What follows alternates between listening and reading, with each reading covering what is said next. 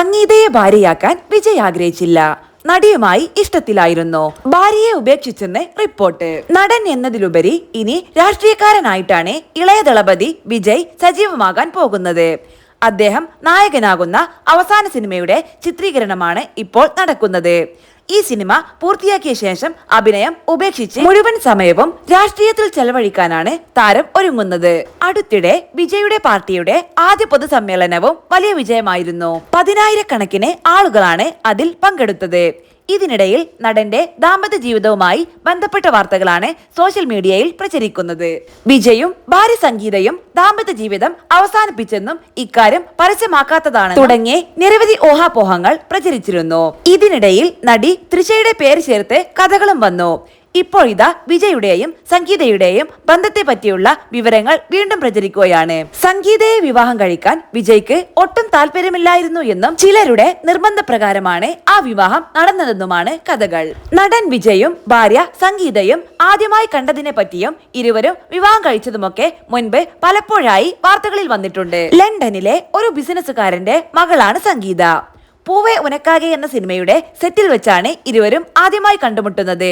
വിജയുടെ വലിയ ആരാധികയായിരുന്നു. ഇരുവരും പ്രണയിച്ച് വിവാഹം കഴിച്ചതാണോ എന്ന സംശയം പലർക്കുമുണ്ട്. അതിനുശേഷം വർഷത്തിലൊരിക്കൽ ചെന്നൈയിലെത്തുന്ന സംഗീത അപ്പോഴേക്ക് വിജയുടെ വീട്ടിൽ പോവുകയും അദ്ദേഹത്തെ നേരിൽ കാണുകയും ചെയ്തു.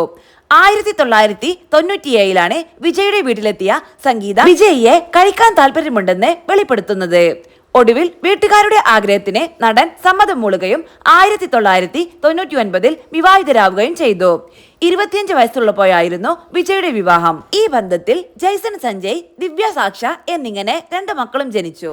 വിജയ് സ്വയം തീരുമാനിച്ചല്ല വിവാഹിതനായത്.